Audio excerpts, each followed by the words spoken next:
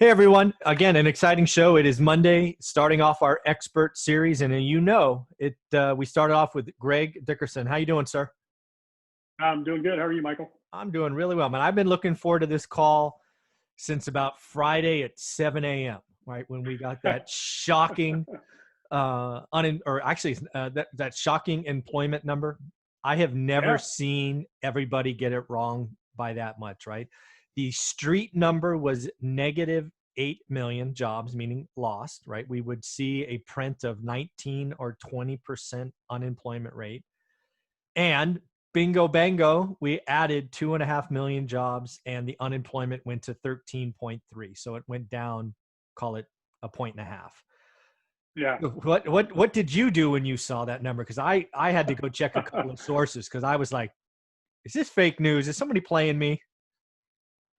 I'm just curious if there's something that went wrong, some kind of a snafu, something wrong. I mean, I know we've had a lot of people reopening last couple of weeks, a lot of people getting back to work in a lot of sectors, but is it really 2 million?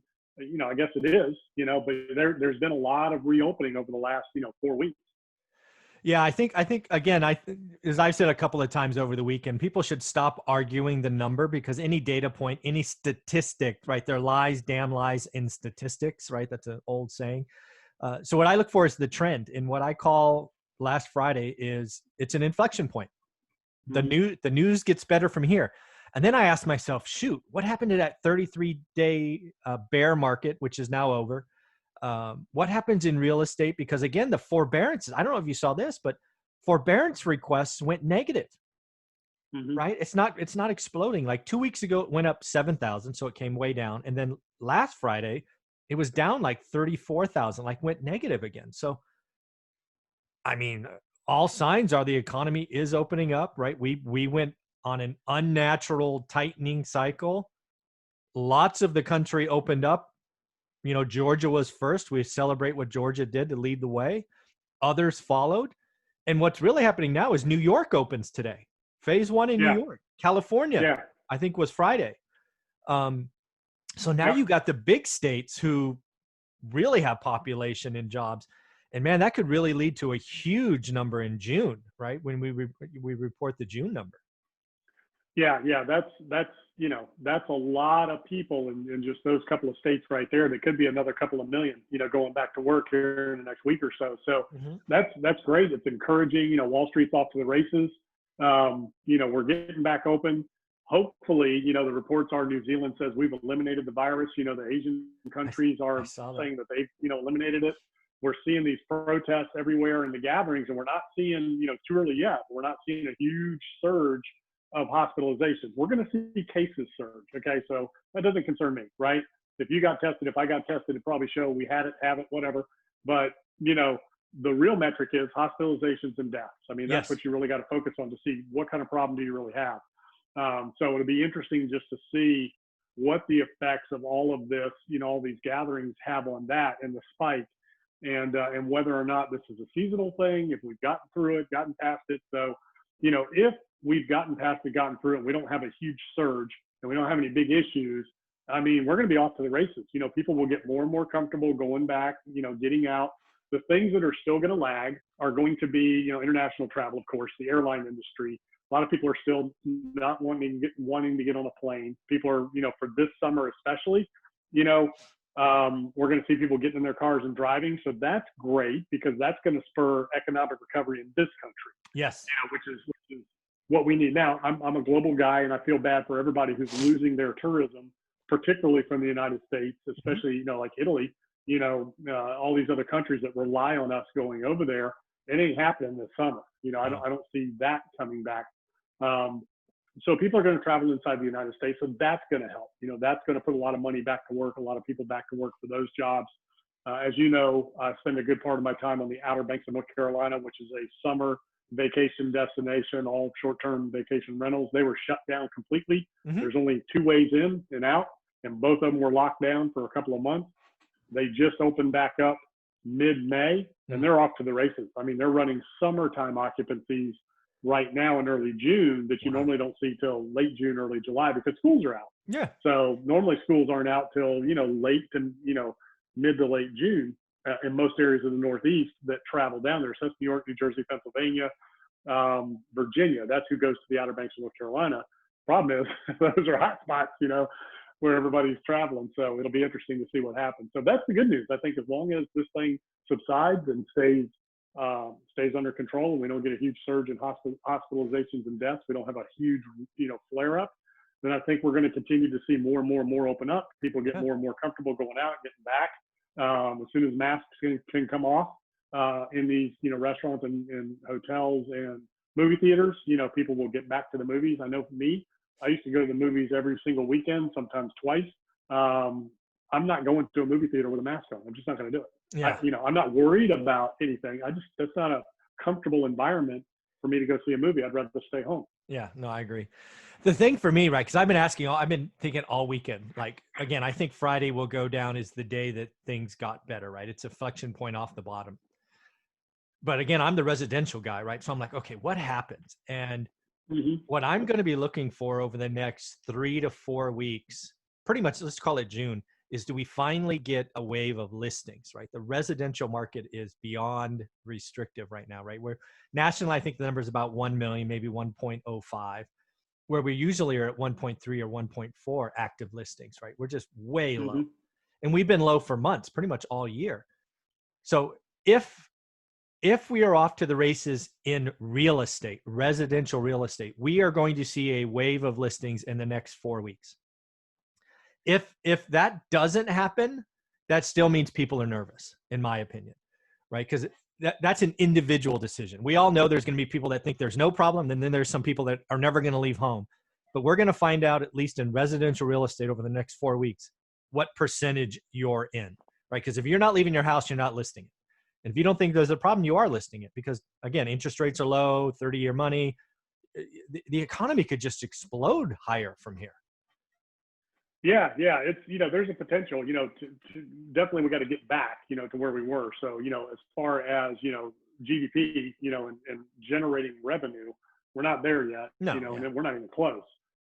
Even if you just opened everything today, you're only hitting on about probably 40, 50% of where we were, but the stock market is within 10% of where we were when we were firing on all cylinders. Extreme growth, GDP, everything. We're only 10% off of that. Very interesting dynamic there, and what the real end result of that is going to be, because there's you got to get through earnings season because there isn't any. Yeah, exactly. All that kind of stuff. But again, so the stock market, what people need to understand is there's a lot of people with retirement in there, so it's great. Yeah, so most people that for sure lost, they're probably now up and within 20% of where they were. Even if the market comes back full, they're still going to be down 10, 15% because you got to come off the bottom, to get up. So you have to rise 125, 130% from the bottom to get back to whole. So there's still some room to grow there for people. But what the Fed and the Treasury did, I mean, that's the result of the stock market, because they're buying ETFs, they're buying, debt, they're buying, probably even buying bonds, treasuries, who knows what they're buying, it's just, they came in here and propped these companies up. So that's what they did. The Fed propped up, public companies, the oil markets, the ETFs, they propped up, the public companies, they're propping up the debt, so they kept it from unwinding and unloading. Kind of like the late action of 2009, 10, when they finally got it together and figured out what they needed to do. So that's what's propping that up. That's not growth. It's not earnings. It's none of that. It's optimism that what they all know is the Fed ain't going anywhere. Yeah. So as we continue to grow, if it stumbles a little bit, they're going to be right there to just pull, shoot the cannon again. So the stock market is going to be fine. It's going to continue unless we get some real big, who knows, bad news issues. Until there's an unwinding and unloading of all of those assets that the Fed took on the balance sheet, which they still have going back to 2009 and 10. So I don't know how that unwinds. And I don't know what the real result of that is, other than inflation in, stocks, bonds, mutual funds, those types of things. Yeah. I think, again, this is going to be recorded so people can throw darts at me in a month or two, but I think the stock market is going to be hitting all-time highs. The NASDAQ did today, as of this recording, at an all-time high. The S&P is within 2 or 3%. The Dow is within 8 or 9%. I think there'll be all-time highs this year, which is just so funny to say. I mean, it should, because we're in an environment in the stock market like we were in 2007 and 8. The money is free. Yeah. The money is free. Investment banks, hedge funds, investment funds, the money is free that they're using, in these companies that they've been given, with the Fed buying their debt, buying their stocks, all of that. It's free money. So as long as that gift is there, you're going to continue to rise, just like the housing market. The housing market's strong because interest rates are at all-time lows. Yeah. Jack the rates up to 5%, what happens? Whew. Yeah, all bets are off. So the interesting thing is, what's going to be the real result, and what's the inventory going to, are people going to okay, let's put the house on the market? Because why were they moving in the first place? Were they moving because they had to take a job? And then do they have to move now? Or is that going to be able to be a remote position? Or do they still have that job that they were going to move for? Yeah. So I'm wondering how the new office environment, virtual working environment, and some people leaving cities and some people not wanting to move to cities because of everything that's happened. I wonder how that's going to affect people who were selling before. That would be an interesting thing to try to poll and figure out, Yeah. I think there's no question. I still feel very good about one of my real estate beliefs, and that is city living, right? Living vertical is not going to be popular for the next couple of years for sure, right? If not longer, right? Everybody remembers the last crisis. In this crisis, we learned space is good, especially when you get that backed up by your employer saying you can live anywhere. So we've already seen San Francisco rents down almost 10%. We just saw LA over the weekend down 3%. New York was down 8 or 9% as of a month ago. So those cities will be in pain, no question. Where they have pain, the suburbia and then more friendly states are going to see an increase. There is just no question. California was already seeing a net migration out. It is just going to increase. There's no question. And the same with New York, I believe. So that's going to be interesting. But again, where I was going with the stock market, as long as the stock market is hitting all-time highs, I feel really good about the macro residential market, right? There will be pockets that have price deflation. There are no questions. But in general, it feels funny to say, but prices could go up 5 to 10% in a year. In real estate? In residential real estate. I still think there's pain in commercial. I just saw a REIT, I think it was CBL, talk about collecting for the second month in a row, sub 30%. It's a retail REIT. And now they put out a note over the weekend about continuing operations are in doubt. I think we're going to reach blow up in office and in retail. But I think the pain is going to be pretty siloed in commercial, hospitality, retail, that space. And I think residential, I don't see the huge wave of foreclosures and short sales. I think there'll be some, but there was not going to be, it won't be 2008 all over again. Right. And the government, again, they stepped in a big way. Oh, so huge and fast. What helped a lot of that, right. What helped a lot of that was not the stimulus checks. Those are meaningless to most people. Yep. Even people in dire straits, that check was nothing. It's not going to do anything. Yeah. What helped was unemployment. So that's what kept it going, kept it alive. And that's how people were able to pay their rent and all that. They were getting that $600 bonus on top of the state from the federal government. And that continues till the end of July. So there's already talk now of extending that, which there's some unintended consequences there. People not wanting to go back to work, but there's plenty of jobs out there right now. So it'll be interesting to see what the labor market looks like. I'll tell you, like back to the Outer Banks. So when I was down there last couple of weeks, you can't get foreign exchange students for jobs down there to do the job. So a lot of these resort areas that are summer vacation, like Disney, summer beaches, and then in the winter it's the ski resorts. They bring in foreign exchange students for work, to fill the job positions because you can't get enough people in this country. So it'll be interesting, to see how that works and what that looks like. But everybody down there had signs up saying, "Hey, please excuse us. We can't get the foreign exchange students this year, so we're going to be slower than usual, limited hours, all that kind of stuff." So there's always things going on, right? That's hard to know the real effects. But I think as long as we get open, people get back to work. As long as they continue that stimulus, or the unemployment, part of the stimulus and that kind of thing. That helps, and that's what's kind of helped prop everything up and keep it alive. Yeah, I don't think there's any question. And again, I think there's no question we have a fourth stimulus, but I also don't believe we even talk about what it is until July. I think they're going to want to see if May numbers were a fluke, Do we build on that in June? And if we do, we kind of tailor it. The one area that I think without question should be in it is help for hospitals. I think I think there's a lot of hospitals suffering that shouldn't be because of, what happened, and they all stepped up, or at least most of them stepped up. The ones I've seen stepped up. So I think there's some help we need there. Yeah, there's a ton. Food banks. I mean, so all of this, there's still a lot of people hurting and are out of work. Mm-hmm. And, even with where we're at, again, things are opening, the job numbers, I'm not so sure somebody hit hit an extra zero, or something, you just never know. It's a keyboard, right? They're keying that information in. It's people getting on the phone calling. So, who knows if it gets revised. And then who got paid to give that report? Yeah, I don't know. Yeah. You go behind the scenes of Wall Street, things happen, right? Hey, can you give us a good jobs number, man? I got to get rid of this stock. Oh no. Yeah, but anyways, no, so it'll be interesting, and I hope those numbers are real, and I hope it continues. But there's still a lot of issues to work through. So number one, what does it look like here in the next 2 to 3 weeks? Are we going to have a resurgence of things? Yeah. Hospitals definitely need help. Food banks definitely need help. Social services and resources. The schools need help to serve their students and serve their communities.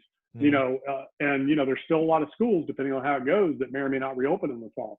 College and other schools. So there's still a lot of help needed out there in the community. And then of course, with everything that's going on with with the riots right now, and what's really encouraging to me is to see the unity around everybody all over the world, not just this country. Oh yeah, for sure. All races, all backgrounds, all colors coming together, to finally rise up once again about social injustice and inequality in this country, and abuse of power at the local level, right? And abuse of power, I'm talking about in the police force, in the local government, things like that. It's not just the police, it's at a lot of different levels that these things have been an issue. So to see the world come together and rise up against this is awesome. I mean, that's really cool, right? And especially the way it's happening now. It's such huge numbers peacefully. That's amazing. So we got to get through all these things to see what, when we get to end of June, I think we're going to have a lot of answers. Yeah. Again, I've noticed just in my little bubble, which isn't all that big, right? Especially since I'm basically staying home the last 3 months. The average person just feels better. After this weekend, people were actually smiling, right? For the last month, I mean, people were like walking away from each other and, giving everybody wide berths when they walk their dogs. And it was just not, I don't know. I don't know what else to say. It just didn't feel like us, right? It didn't feel like us. And this weekend was a good weekend, and I hope it continues. In every way, with the protests, with the virus. Well, the virus news is not good. They're still saying, hey, don't count your chickens. And they're still, deaths are still, racking up. Cases, let's talk about that. So again, so my wife, so let's just be very clear. My wife I'm staying home. I'm not going anywhere. So she's in that camp. I'm on the camp of, hey, do the right thing, wear a mask, don't go to my Warriors games because there's 20,000 people there and everybody's touching everything. So that's where I am, right? So we're like way apart from each other. So let's just talk about this. I know cases are going to go up, and she talks to me all the time. Oh my God, Santa Clara cases are up. They've doubled. I'm like, yeah, great. They've gone from 100 to 250. But how many more people are we testing, right? I was railing on the California governor for not testing, right? You were testing 3,000 people in the most populous state. That sucks. Now you're testing 30,000 or whatever it is. I don't know what the number is, but that kind of ratio. Of course, positive answers are going to go up. I am worried about how many people are near death. That's the number that is apples to apples, right? It used to be how many people are going on ventilators. Now it's not even a lung disease. Now it's a blood disease. So maybe they're not even going on ventilators anymore. So that's the number I'm tracking. And so far, it's not noticeably higher, even in states like Georgia. Yeah, it's up a little, but I mean, come on. I mean, I don't know. It feels like California got it wrong. Yeah. And, we'll see. So, that's what we got to watch. Those are the numbers I watch too. I don't worry about cases. And, my wife's the same way. She understands, and she understands the cases and the testing and all that. But she's not going to go out and get around, these gatherings and this and that. Not, for any more reason than spreading it. Yeah. She just doesn't want to spread something, Yeah. whereas I'm very careful. I mean, I didn't even wear a mask anywhere until I was required to. And then when I went to the beach last week, they're not wearing masks inside of restaurants and stuff, so I didn't wear one. Yeah. But I'm not getting around people and in contact with people where I can give it to you. I still stay away. I still keep my distance. If I'm going down the sidewalk in my neighborhood and there's an elderly, older person, I'll get out of their way and I'll get to the street. Yeah. That kind of thing. But but I'm not worried about it for me. Right. But I don't want to give it to somebody else if I've got it. No, that's exactly where I am. And I think most people are there. I think most, again, it's very hard to say things like this. I'm sure I'll get a lot of hate comments from this, but I think most people aren't worried for them. They're worried about being that person that gives it to someone else that's at high risk. Yeah. And, my wife is at high risk. So hence I need to act accordingly. It's okay. Yeah. That's something I have to do, but so my hope is we're reaching herd immunity. That's my hope. And that we've gotten past, a lot of this. We're going to still see cases. We're still going to see all those things, but hopefully it's not like it was. And we don't no matter what happens, I don't think, unless you're just way out of control, I don't see them ever locking down. Oh, no chance. Like, yeah. The protests are bad now. Woo! You know what I mean? If you try that, look out. But, but I think people will do it on their own. Businesses will do it on their own if it becomes a problem. So it'll be self-enforced. So hopefully we're just back and we're rolling, and we're back to that 12 to 18 months to get back to 80% of where we were. It's still going to take, even if it was over today, done, you're still 12, 18 months to get back to about 80% of where we were, because you've got the whole travel thing. You've got there's a lot of parts and pieces to the economy that needs to ramp back up. That just takes time. Even if you have, even if bingo bango that we declared it over, there's still going to be 10 or 20% of our economy that goes, all right, I'm going to sit back and wait. I'm going to wait and see what else happens out there. Right. So we're not going to hit the consumer. Yes, exactly where I was going, because it's all about the consumer. Go ahead. Yeah. Where I was going with this is, if the thing that you should be asking yourself around this is, when do we see 2019's GDP number? Right. And again, we are a consumer-driven economy, 63 to 67%, depending on the report you see. We are not going to hit 2019 GDP in 2020. The question is, do we hit it in 21 or 22? That's where the debate is now. I think we certainly hit it by 2022. Mm-hmm. And if we don't have that second wave, which some people say is possible, we could hit it in 21, which would be amazing to think about. We are not hitting it in 2020 though. Well, and you got Q1 this year to look at too. So, Q1, is a great indicator as well to see how did that compare with Q4 of 2019. And then kind of measure those numbers. But here's what I was going to say about the consumer. What's the real impact on the average consumer? Okay. There's a lot of people that burn through some savings. Oh yeah, no doubt. Businesses, a lot of individuals, a lot of people that were really, and still are. So how long does it take them to get back to where they were spending like they were before? Because that's what you need. And that's when I say 12 to 18 months. What I'm saying is you have to get the population back to a point, the consumer, because we are a consumer-based economy. No doubt. Flat out. We don't make anything. We consume. Yeah. So, we make some stuff, but we are a consumption economy, right? So you got to get that average consumer back to where they're comfortable and confident that I can spend all of my income like I was doing before. Yeah. What people have to do is they got to replace what they lost, replace what they went through, and then they'll start spending. So how long does it take to get back there? That's what I'm looking at, because people will do it because they know this can happen again. And and especially if you start to get some sort of a resurgence, people will contract and tighten up a little bit. What you're seeing right now is cabin fever. Everybody's out. You got summer. Everybody's out. And in this country, the good news is they're not traveling abroad. They're traveling local. And a lot of people are doing staycations and they're not going anywhere, so there's still a lot of people, a lot of beaches are still closed in the northeast part of the country. I don't know about out there, but when you go up to like Maine, New York, those regions, Cape Cod, those areas, those beaches are closed still, a lot of them. So they have not opened them. And even as far as into July, they still don't know if they're going to open them. Yeah.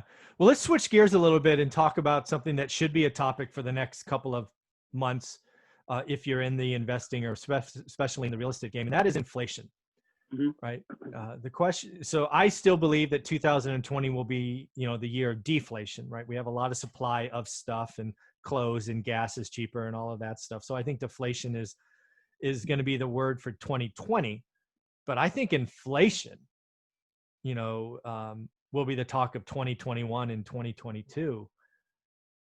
And I'm just curious what you think. Yeah. So again, it's supply and demand, right? Mm-hmm. So what's going to drive inflation on the consumer level? Okay. So let's talk about, what we will consider inflation, meaning, our goods and services Yeah. going up that we CPI. consume on a daily basis. Mm-hmm. So we're seeing that right now in groceries, obviously, because of the supply chain. We're seeing it a little bit in the construction still because it already was. Mm-hmm. So we're seeing it in the areas that was already there. But again, the problem is, I don't feel like we're going to see any real inflation on the consumer level because the general consumer has not been given and been made whole like the financial markets have. Okay. And, public companies and, all the oil markets. Okay. We haven't been made whole. What you would have to, in order to have inflation, every single individual in this country that lost income because of what's happened would have to get that back 110%. Then you're going to see some inflation because then everybody's off to the races and they're just buying whatever. Right. And then you're rolling. That's how you get a V-shaped recovery. You want a V-shaped recovery, replace everybody's income that they lost dollar for dollar over the last, 2.5 months and going forward. That's how you get inflation. So we got to get the consumer back, the consumer spending before we see any kind of real inflation. And again, what has been the real impact on that spending and what is their habit going to look like once we get through this? So, what the Fed and the Treasury has done is not affecting us at the consumer level. Your inflation is where it's at. It's in stocks. It's in equities. It's in oil markets. It's in gold. That's where the inflation is. That's where it's going. And that's where you got to be real careful. That has to unwind at some point. Yeah. And the Fed's balance sheet has to unwind at some point.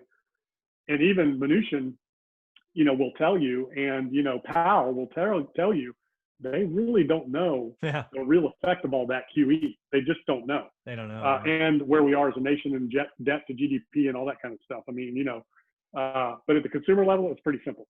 Until you get people made whole again and confident spending money, you just can't have inflation other than things that just are restricted right now in terms of supply chain. Yeah. I think, again, it goes back to, I think we're going to have a K-shaped recovery, right? Because, again, we went down really fast, right? The left side of the K.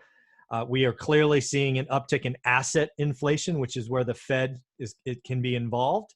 But there's a lot of folks, as you've correctly said, that aren't whole.